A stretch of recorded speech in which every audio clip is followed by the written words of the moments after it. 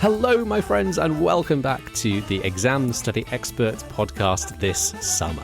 And today I've got a little replay episode for you. We're going to be revisiting one of my all-time favourite interviews, which first aired a little over a year ago, sort of 18 months ago, with the great John Dunlosky.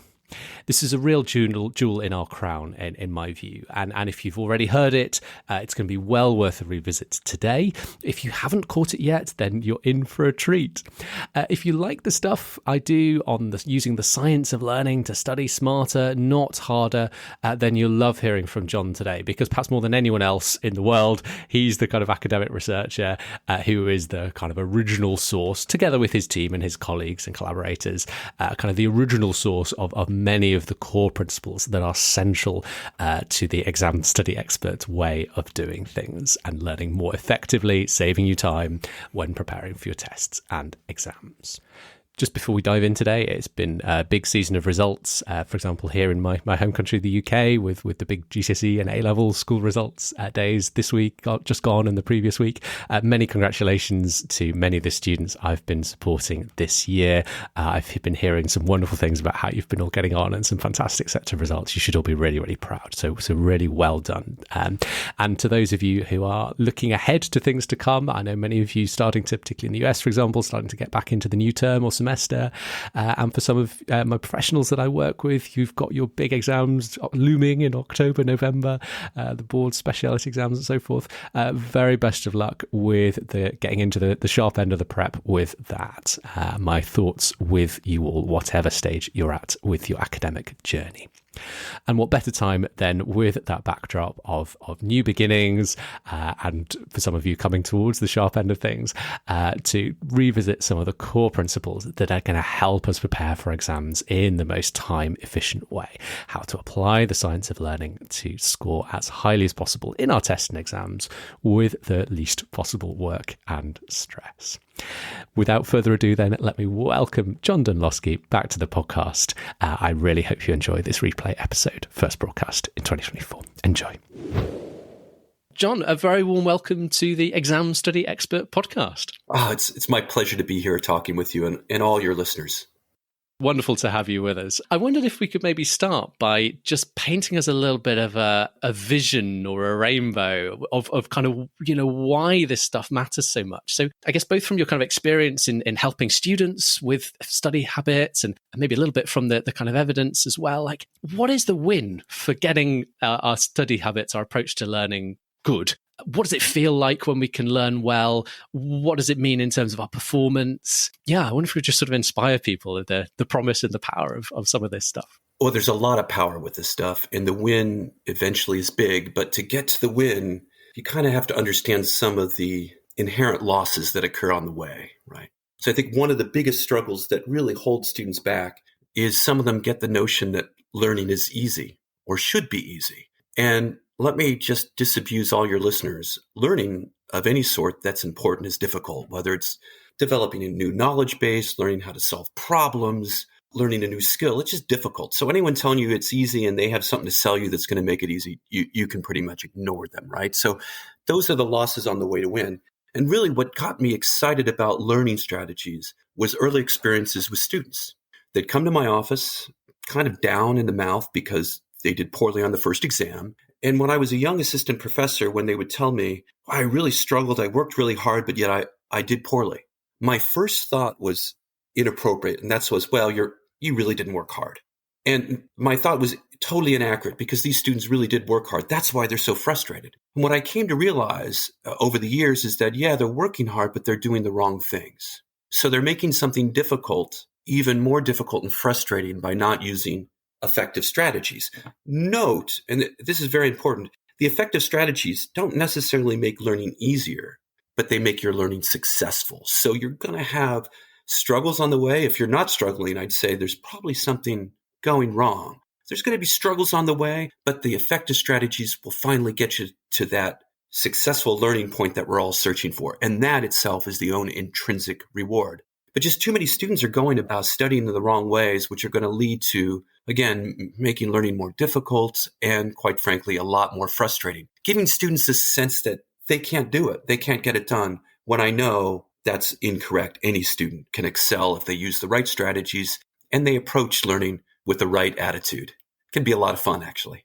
Really interesting, that point about it should feel a little bit challenging or stretching. It shouldn't feel like a complete walk in the park. And I think people have a really good intuition about this when it comes to training the body. If you're going out on a run or hitting the gym and lifting some weights, you wouldn't expect it to be as easy as possible. You would expect it to be a bit challenging and to stretch yourself. And that's sort of why it works. And I just don't think we have the same intuitions naturally about training the mind. And so we need to teach ourselves that that's what we're aiming for. Agree with you 100%. Absolutely. Because if it's easy, that means probably you can already do it. You already know it. You're already there, which is wonderful. Now it's time to take on a new challenge, Add a little extra weights to that barbell. And when we can do that then, so I guess maybe some of the students you've taught over the years, what are some of the things they say or that you kind of hear from them when it does start to fall into place? Maybe they hadn't been studying particularly effectively before. Like, what does it feel like for them when they start to get competent with these tools? I love that. So with respect to getting comfortable and competent with these tools, and some of them that I really talk a lot about because they're kind of all-purpose general tools to help students out, When students embrace the tools, something we can talk about, successive relearning and retrieval practice, first they'll notice that they're struggling more. They're using a tool that they already know about, flashcards, but using this tool for more difficult content basically produces some struggles and barriers, right? What I get from students who finally embrace this are feedback like, I can't believe I can learn so well. I can't believe how much I can retain. I wish someone had told me about these strategies earlier. So on and so forth. So you get these students who are excited beyond just the class that I'm discussing these strategies in, but they start then to use it in other classes. Okay. But I think really what's required to get this epiphany is, again, students trying this stuff out on their own and doing it correctly. So occasionally I will hear from a student, well, I'm doing exactly what you're telling me to, but it's not working. And then we sit down and we talk about, well, let me hear what you're doing. And inevitably, the students are doing kind of a half-baked version of the strategy. So they're not using it as it was intended to be, and hence it's going to fail on them. So it's even more frustrating. So the idea is that the strategies that we really are suggesting students should be using, these all-purpose strategies, work for everyone if you use them right. So the thing is trying to get students to embrace them for the first time, to use them with fidelity over a couple months so they can get that excitement and that potentially for one of the first times in their lives, like, wow, I overcame a learning obstacle that I didn't think I could. And look at me, I've mastered it. I've not only overcome it, but now I've mastered this content that I thought was really difficult. And that for me as an instructor and as someone who really cares about student learning, it is so good to see. And it's so exciting to see students really have that epiphany and start embracing their studies. Yeah, it's a pretty cool moment. So I'd love to dive into sort of talking about some of the strategies that you teach and research in a moment.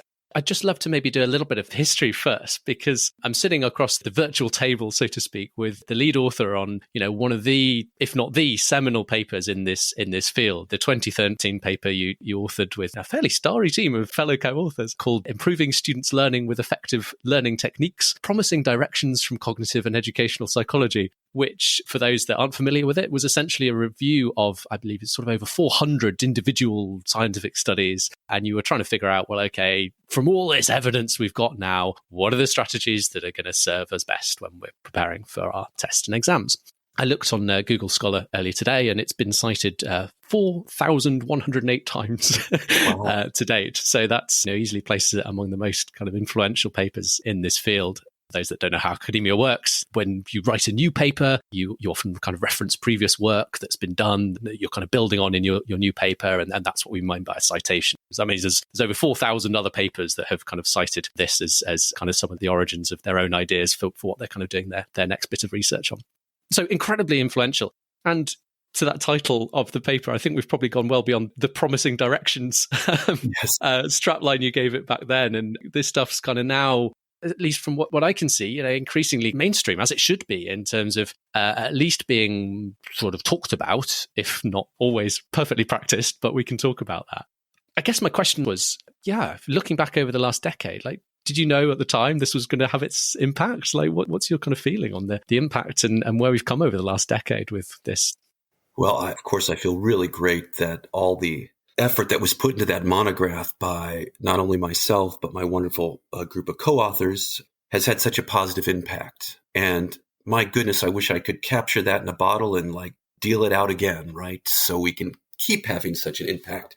I'm really not sure exactly why this particular paper resonated with folks in the education land, except for maybe that our message, I hope, was relatively clear about what strategies we think work best and which strategies don't work best. And I think part of the eye-opener, maybe that was a head-turning, is that many of the strategies that we evaluated were the strategies that we know students use, right? The strategies that I use, quite frankly, things like I have my favorite highlighters that I highlight textbooks up with. I go back and reread content a great deal. Two strategies that students say they rely on quite a bit. And when we started perusing the literature on all of the various strategies that students appear to use, or strategies that some cognitive psychologists said were relatively effective, what really impressed us was that some of the strategies that students used really weren't that effective. But let me make a very important caveat here. And I'll do it with just one example because I think it'll make most sense. Take your favorite highlighter. So almost everybody highlights. It's a very natural thing to do. I think it helps my attention when I'm reading. And it turns out research done on highlighting, one relatively straightforward example would be you have some students highlight while they're reading, okay? And you just have other students read the content, and then you test them on the material. It turns out that highlighting that material, the students who highlighted tend not to do that much better or any better on that upcoming test than students who didn't highlight, okay? So hence, it really doesn't add a lot of benefit to just reading. Now, here's the critical aspects of this research. First, highlighting or just reading don't really improve learning that much anyway, okay? So everyone's performing relatively poorly on these exams, right? The bottom line here is, highlighting doesn't improve your learning that much, but I would never take a highlighter away from a student. So you think about a highlighter as a very specific technique, and it's meant for the beginning of the learning journey, when you're just identifying what you need to go back to learn really well. And then the idea is you use this highlighter, which really doesn't add much bang to your buck with respect to that first study session, and then you go back and engage in the material that you highlighted in a way that is really effective, that's not only going to boost your learning a little bit, but that's going to actually get you to those levels of retention, memory, comprehension, right? That's going to help you excel on an exam and help you retain that material for a long period of time. It just turns out that some kind of techniques like just going back and rereading that highlighted material over and over again really doesn't have a lot of cachet. It's not going to boost your memory that much. You need to use more effective, more engaging strategies when you go on.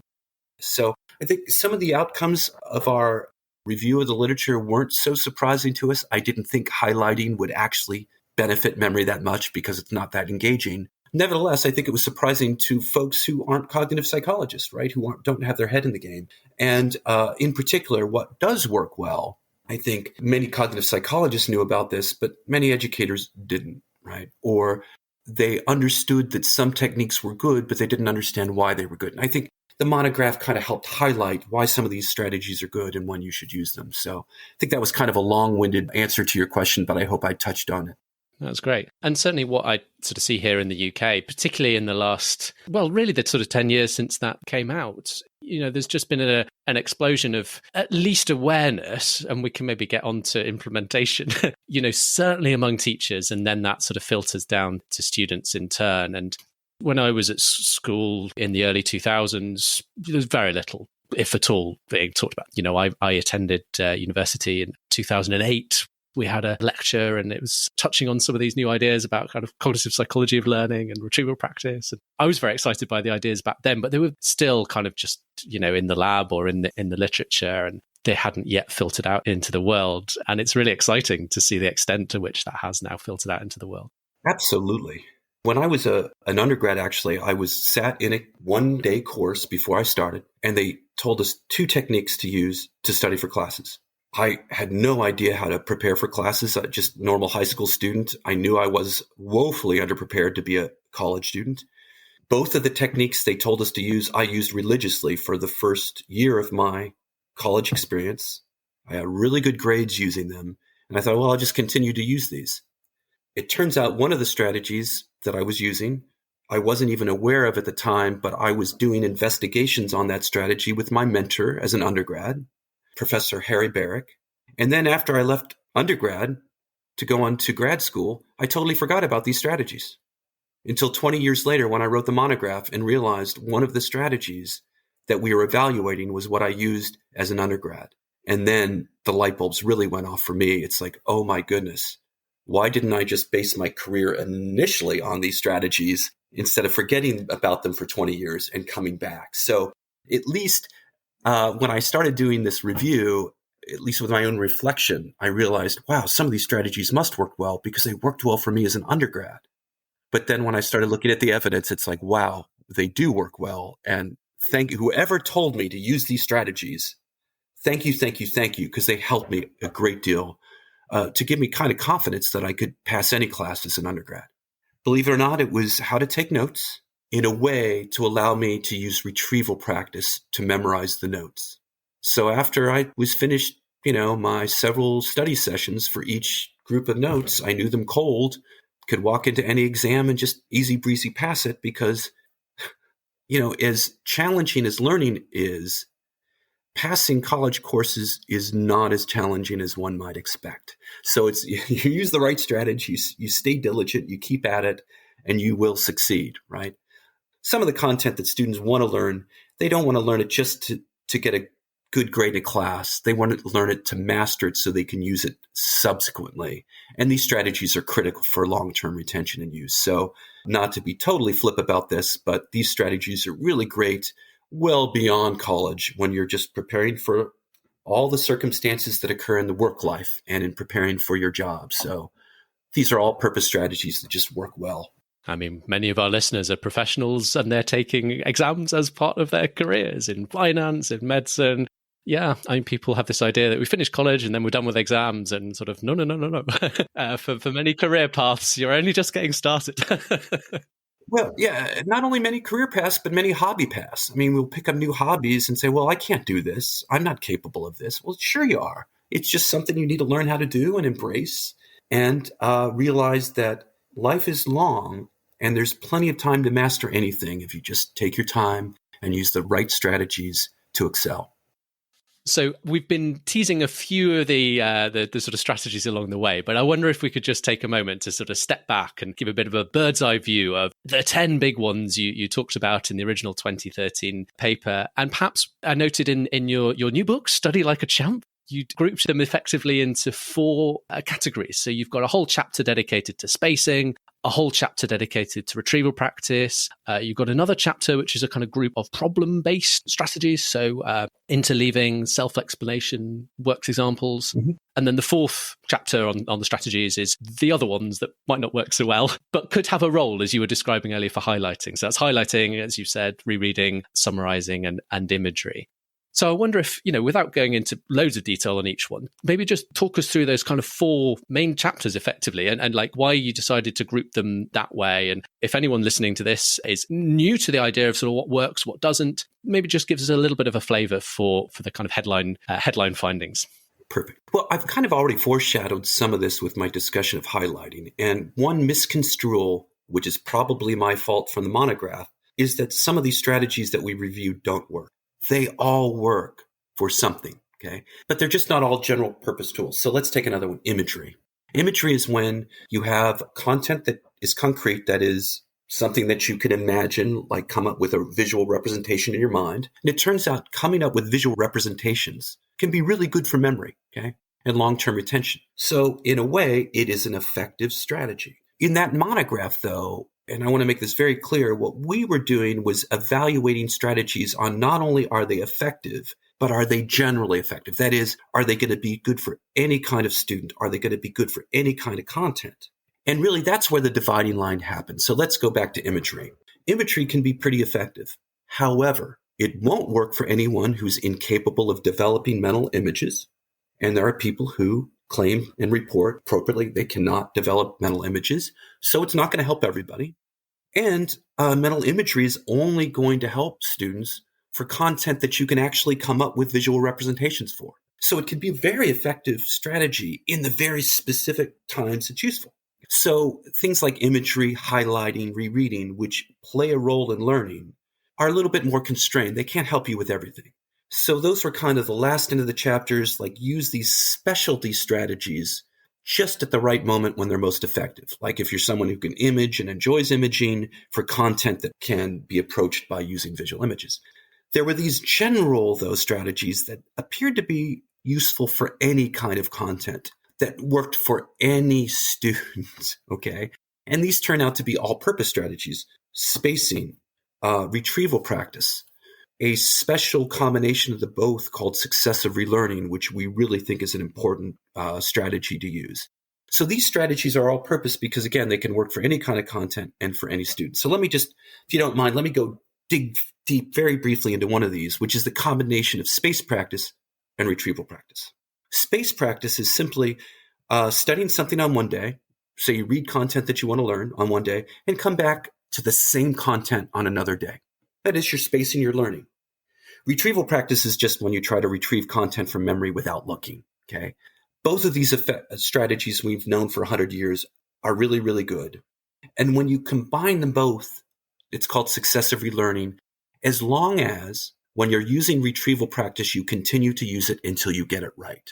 So the best way to explain the strategy is just through the use of flashcards. You're going through it. Everyone knows how to use flashcards, right? Except imagine now you're using this with very difficult content, like difficult definitions. You're recalling the definitions from the memory, but you're failing. Well, on that first session, you keep going, fail to recall something, study it again, try again later until you can recall the meaning of all those definitions correctly, okay? Then you come back on another day with the same definitions and you do the same thing. That is, you successively relearn them across trials. This successive relearning provides a major boost in students' memory, comprehension, content, right? Because you're combining these effective strategies. Despite its power, it also requires one other skill that many students don't work on a lot, which is time management. Because in order to successively relearn or to use space practice, you need to come back to the same content multiple times across time, right, before you're eventually tested on this. So students have to kind of be ready to use this right from day one because they need to manage their time and develop study sessions across time so they can keep coming back to the content over and over again. In our book, Study Like a Champ, we provide examples on how to manage your time to do this well. But the idea is what we're begging students not to do is to simply just cram for exams, okay, for those classes that you really want to excel at. So am I telling students never to cram? No, everybody crams, probably reduces anxiety. I don't want students spending the entire night before an exam studying because you should get a good night's sleep before that exam. And I'm not telling you not to study the night before, but really for effective learners, begin several weeks before the exam so they can space their practice in an effective way.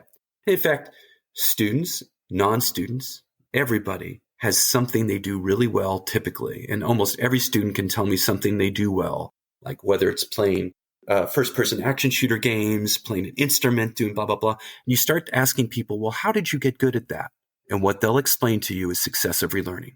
So what people use naturally to master things outside of education, they just need to bring into education and know they can use it here. It does take time. So this strategy is time consuming.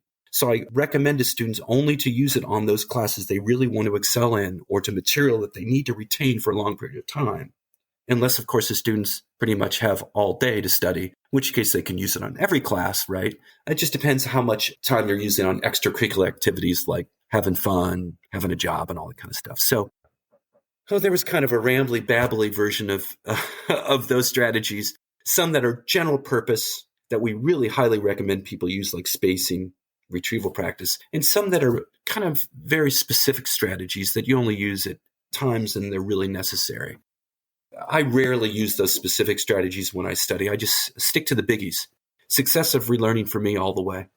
I'm with you. I mean, regular listeners to the show will probably recognize successive relearning as what we more commonly call spaced retrieval practice, just combining the two terms itself. But I think we're talking about the same principle, aren't we? You know, it's that idea of taking the retrieval practice, doing the testing, trying to remember what you know. Flashcards is one good way to do that. And then spacing out that practice, repeating it at time intervals. You know, it is almost identical except for one Big difference. And that's for successive relearning on that retrieval practice session. You need to keep coming back until you get it right. Yes. Because the real juice in this learning is eventually retrieving that content from memory. So you keep going until you get it, which during the first session, it could take a while, right? You just don't practice retrieval, fail, and then stop. You practice retrieval, realize, oh, I don't have it. I need to come back to this one again, right? And I totally think that flashcards are a great way to implement successive relearning. But the major concern then is many students only use flashcards for the most mundane, simplest material, when in fact, successive relearning can be used for any kind of content, very complicated, very long, lengthy.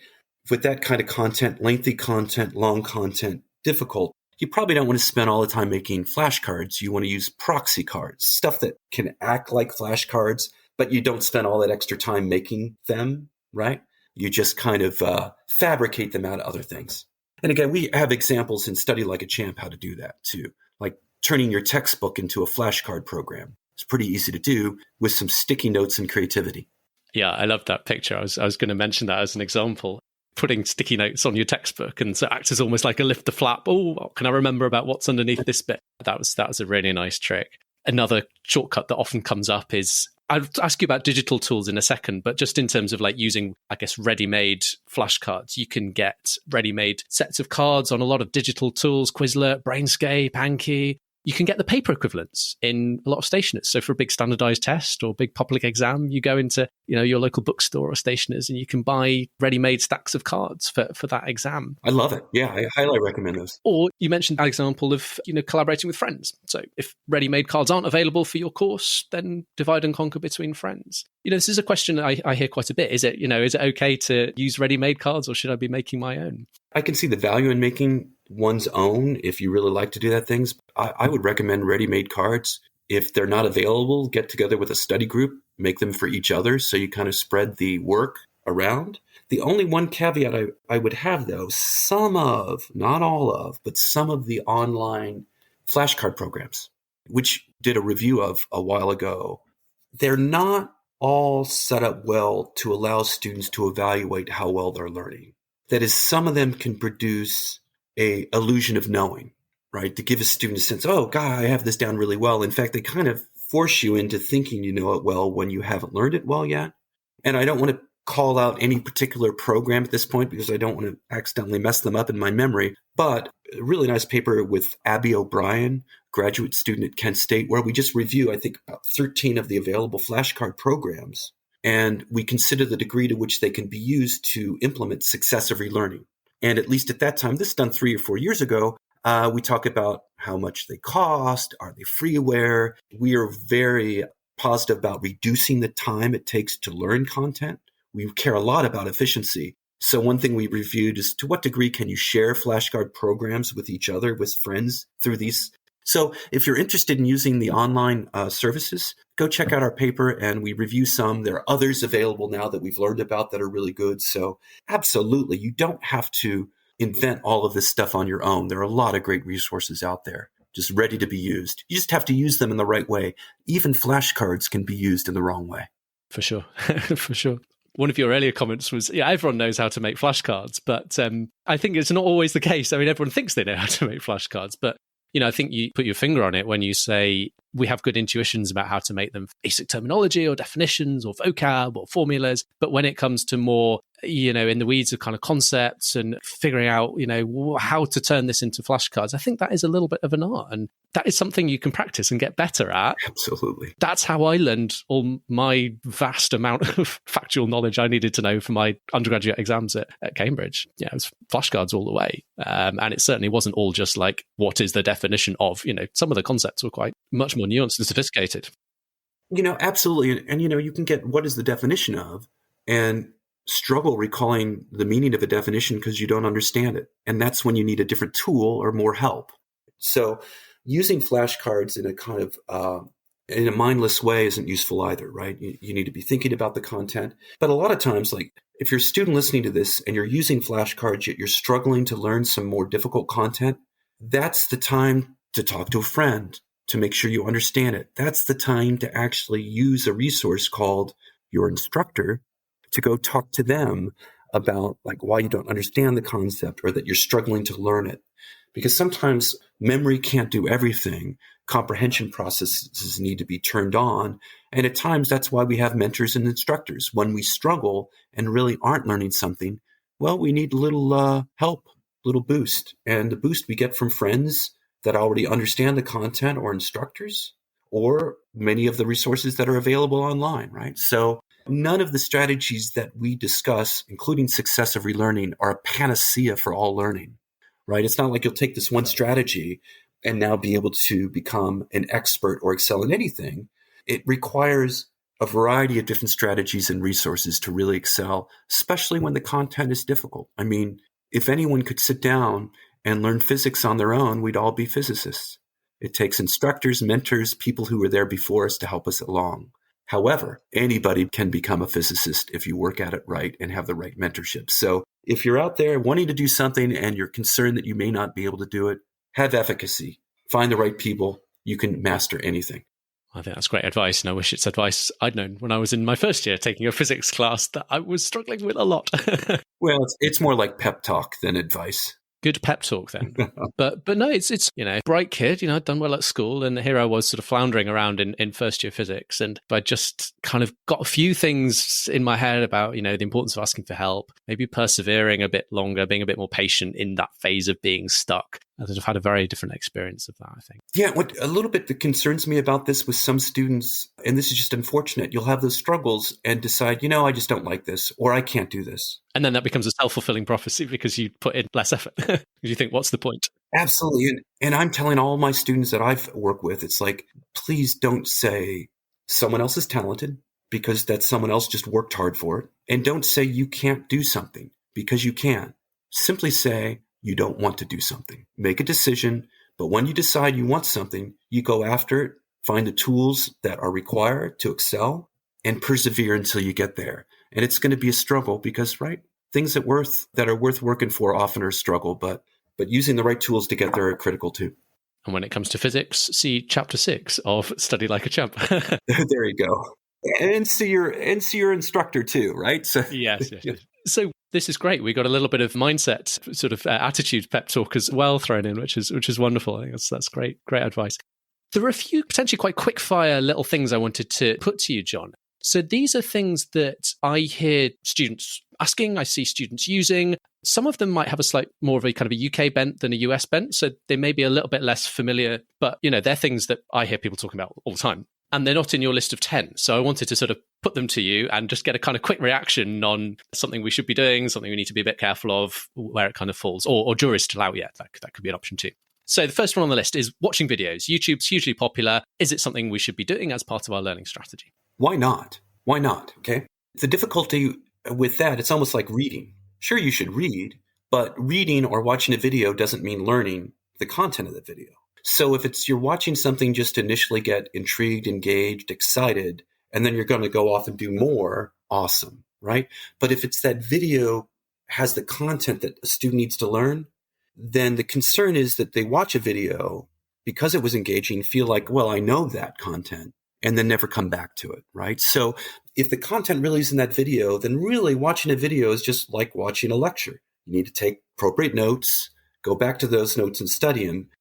Again, the one caveat there, when we interview lots of students, college students, about how they interact with online videos, they tend to say they don't take notes and they don't go back to watch them again. So absolutely, let's use videos, anything that can help you bolster your comprehension, your understanding, your excitement. But don't do that exclusively if that's what you need to learn. You still have to, take notes and go back and really master the content. Test yourself on those notes and make sure you can remember the key points. Yeah, great. So my last one was going to be dual coding. And just to give a little bit of a context to this, I don't know if you've come across the Learning Scientists project, the podcast and the blog. And certainly here in the UK, that's been quite influential in schools, and they present 6 evidence-based learning strategies. That was sort of their original thing, the 6 strategies. And to be fair to them, they'd be the first to say, well, it's not like there's sort of 6 strategies and like they're all born equal. They'd probably say quite a similar thing to yourself in that, if you're going to start somewhere, start with retrieval practice and spacing. They're not 6 equally important, equally good study strategies. There are 2 that form sort of the main backbone. Those are spaced practice and retrieval practice. I knew it. That was Jude Weinstein-Jones there, one of the co-founders of the Learning Scientist Project, in a clip from when she was on the podcast back in episode 45, if you're interested in catching up with the rest of that interview with her.